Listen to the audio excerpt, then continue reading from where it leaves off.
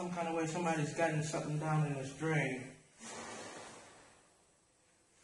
that we don't know what it is. So what we're gonna do is we're gonna wet back it down and see if we can't see the obstruction. If not, we're gonna use that. That's the this sewer run machine. And if you can get a look at this water's kind of standing in here. You see that? Alright. Now just keep your eyes on this. Alright?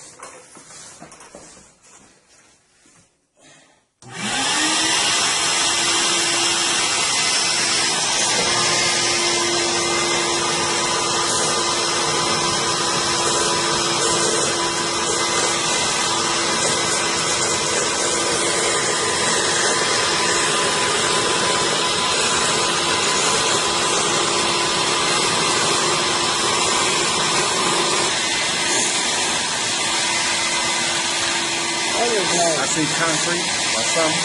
What is that? Something hard. Yeah, I can see it. It's pretty hard too.